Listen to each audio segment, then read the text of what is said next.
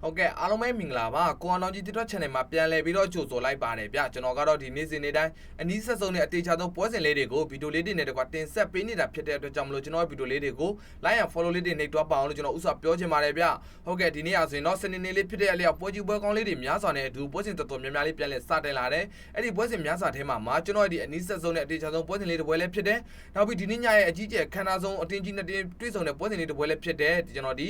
Chelsea နဲ့ Manchester United တို့ပွဲစဉ်လေးကိုကျွန်တော်ပွဲချုပ်သုံးတဲ့ချက်လေးအနေနဲ့ပြောပြသွားမှာပဲဖြစ်ပါတယ်ဗျဒီပွဲစဉ်လေးကိုကျွန်တော်ပွဲချုပ်သုံးတဲ့ချက်လေးအနေနဲ့မပြောခင်မှာမင်းညကကျွန်တော်ရွေးချယ်ပေးခဲ့တဲ့ပွဲစဉ်လေးကိုကျွန်တော်ပြန်လည်ပြီးသုံးသပ်ပေးမယ်ဗျမနေ့ကတော့ကျွန်တော်TikTok channel တစ်ပွဲကောင်းအနေနဲ့ Inter Milan အတင်းနဲ့ကက်ကလီယာတွေအတင်းတို့ပွဲစဉ်လေးမှာဆိုရင်ကျွန်တော်ဒီ Inter Milan တတင်းတရပဲဂိုးသွင်းပြီးတော့ Inter Milan ပဲအနိုင်ရရှိသွားလိမ့်မယ်လို့ကျွန်တော်ရွေးချယ်ပေးခဲ့မှာ3-0ဆိုတဲ့ရလည်လေးနဲ့ပဲ Inter Milan တတင်းတရပဲဂိုးသွင်းပြီးအနိုင်ရရှိခဲ့တာဖြစ်တဲ့အတွက်ကြောင့်မလို့ကျွန်တော်ရဲ့ဒီတစ်ပွဲကောင်းရွေးချယ်မှုလေးဟာတရားရခဏအပြည့်အနိုင်ရရှိခဲ့တာဖြစ်တဲ့အတွက်ကြောင့်မလို့ကျွန်တော်TikTok channel လေးကိုကြည့်ရှုနေကြတဲ့ညီကိုတွေထူးရှယ်လမ်းလိမ့်မယ်လို့ကျွန်တော်ကမြင်မိတယ်နောက်ပြီးကျွန်တော်ကတော့ TikTok channel လေးမှာတပွဲကောင်းလေးတွေပဲရွေးချယ်ပေးတာဖြစ်တဲ့အတွက်ကြောင့်မလို့ကျွန်တော်စီကတပွဲကောင်းလေးတွေနဲ့အတူဒီမောင်တွေလေးတွေကိုလိုချင်နေဆိုရင်တော့ကျွန်တော် channel လေးတွေကို join ဖို့ကျွန်တော်ပြောချင်တယ်ဗျကျွန်တော် channel လေးကို join ချင်နေဆိုရင်ကျွန်တော် TikTok profile လေးအောက်မှာ channel link လေးတွေနဲ့အတူ Viber number လေးတွေပါပူးတွဲပြီးချပေးထားပါတယ်ကိုအောင်3465လို့ရိုက်ရှာလိုက်တာနဲ့လည်းကျွန်တော် free channel လေးကို dash ရှိပါတယ်ဆိုတာကိုကျွန်တော်သတင်းကောင်းအနေနဲ့ပြောခြင်းဖြစ်ပါတယ်ဗျဟုတ်ကဲ့ဒီညမှာရှေ့မှန်ကစားတော့မယ်ဒီ Chelsea တင်းနဲ့ Manchester United တင်းတော့ဆိုရင်ဒီ England Premier League ရဲ့ပွဲစဉ်33အနေနဲ့ရှေ့မှန်ကစားတော့မှာဖြစ်ပြီးတော့ဒီ Ancient Chelsea တင်းကတော့ဒီ England Premier League မှာပေးစားမှာ32ပွဲတိတိရှေ့မှန်ကစားတာပြီးရမယ်48မှတ်ရရှိကအဆင့်စရာ6နေရာမှာရပ်တည်နေအတင်းတင်းဖြစ်တယ်ဗ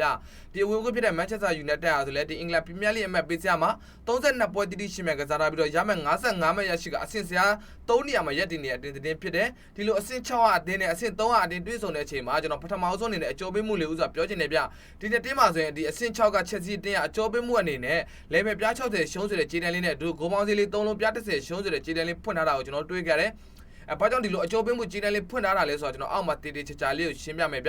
ျဒီ Ancient Chelsea တင်းအားဆိုရင်ဒီ England Premier League နောက်ဆုံးရှင်းပြခဲ့တဲ့ပွဲစဉ်အနေနဲ့ဒီ Manchester City ကိုအိမ်ကွင်းမှာပဲ Z3 ဆိုတဲ့ရလည်လေးနဲ့ clean sheet အနေနဲ့ရှုံးနေခဲ့တယ်အဲ့ဒီ Manchester United ရဲ့ပွဲမတိုင်ခင်မှာဆိုရင်တော့ဒီ FA Cup Quarter Final ပွဲစဉ်အနေနဲ့ဒီပို့အတင်းကို7C ဆိုတဲ့ရလည်လေးနဲ့ပဲအိမ်ကွင်းမှာပဲ clean sheet အနေနဲ့အနိုင်ရရှိထားတယ်ဗျနောက်ပြီး Chelsea တင်းရဲ့သူ့ရဲ့အိမ်ကွင်းမှာရှင်းပြခဲ့တဲ့နောက်ဆုံး9ပွဲကိုကြည့်လိုက်တဲ့အချိန်မှာသူကတပွဲတလည်းအနိုင်ရရှိပြီး2ပွဲတည်း2ပွဲတိတိရှုံးနေထားတယ်သူ့ရဲ့အိမ်ကွင်းမှာရှင်းပြခဲ့တဲ့နောက်ဆုံး9ပွဲမှာဆိုလည်းသူရဲ့တိုက်စစ်ကတော့ဒီ6ဂိုးတာလင်ဂိုးသွင်းနိုင်ပြီးတော့ခံစစ်ကတော့ဒီ9ဂိုးတိတိဂိုးပြန်ပေးခဲ့တာဖြစ်တဲ့အတွက်ကြောင့်မလို့ဒီ Ancient Chelsea တင်းအားဆိုရင်အိမ်ကွင်းစောင့်ဆောင်မှာတိုက်စစ်ပိုင်းရောခံစစ်ပိုင်းရောတော်တော်လေးအားနည်းချက်ရှိတဲ့တင်းလို့ကျွန်တော်ကမြင်မိတယ်ဗျ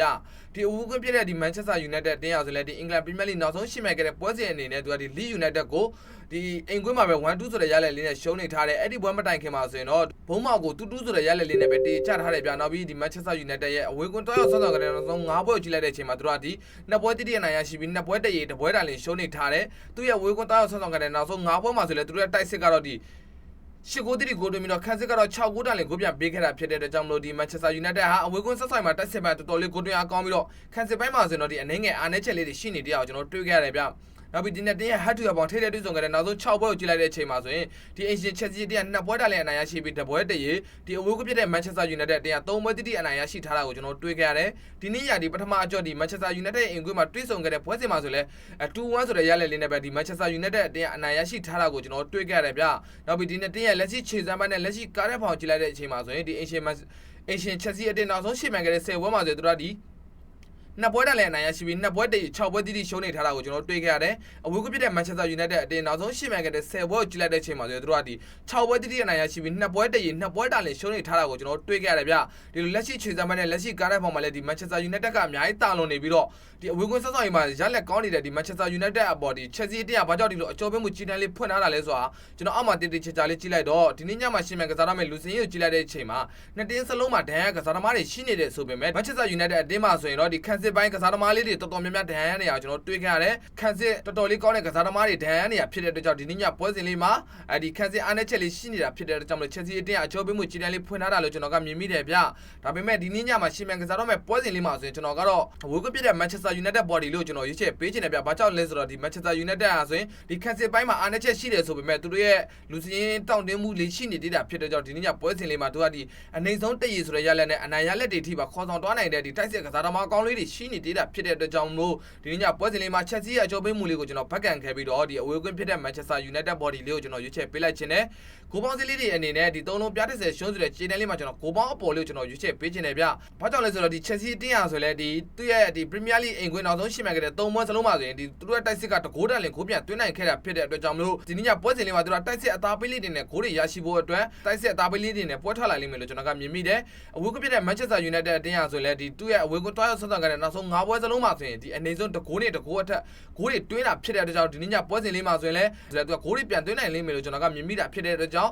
ဒီနေ့ညပွဲစဉ်လေးမှာအပြန်လန်သွင်းဂိုးလေးတွေနဲ့ဂိုးများလိမ့်မယ်လို့ကျွန်တော်ကပြောချင်းဖြစ်တယ်။ဟုတ်ကဲ့ဒါကြောင့်မလို့ဒီစနေညမှာရှင်းမယ်ကစားတော့မယ်ဒီအင်္ဂလန် Premier League ရဲ့ကြီးကျယ်ခမ်းနားတော့အသင်းကြီးနှစ်တင်းဖြစ်တဲ့ Chelsea တင်းနဲ့ Manchester United တို့တွေ့ဆုံမှုပွဲစဉ်မှာဆိုရင်ကျွန်တော်ဒီအဝေးကွင်း Manchester United body လေးနဲ့အတူကျွန်တော်ဂိုးပေါင်းအပေါ်လေးကိုကျွန်တော်ရွေးချယ်ပေးလိုက်ပါတယ်ဗျကျွန်တော်ရွေးချယ်မှုပွဲစဉ်လေးကိုချင်းမိတ်ဆွေတို့အသွေးတူတဲ့အကြိုက်တူတွေဆိုတော့ယူလို့ရတယ်အသွေးမသွင်းတော့ဘက်ကန်နိုင်ပါတယ်ဗျရလက်ကောင်းလေးတွေရရှိပါစေလို့ကျွန်တော်ဆုမွန်ကောင်းတောင်းပေးလိုက်ပါတယ်နောက်ဆုံးတစ်ချက်အနေနဲ့ကျွန်တော်ကတော့ဒီစနေနေ့လေးမှာပွဲစဉ်တွေများစွာရှိတာဖြစ်တဲ့အတွက်ကြောင့်မလို့ဒီနေ့ညအတွက်ကျွန်တော်ရဲ့ဒီစိတ်ကြိုက်မြစ်တာလက်ဆောင်တီးတန့်တပွဲကောင်းလေးကိုလည်းထူးချဲ့ရွေးချယ်ပြီးတင်ဆက်ပေးတော့မှာဖြစ်တဲ့အတွက်ကြောင့်ကျွန်တော် channel လေးကို join ထားကြဖို့ပြောကြရင်းနဲ့ပဲကျွန်တော်ဗီဒီယိုလေးကိုအဆုံးသတ်လိုက်ပါတယ်ဗျ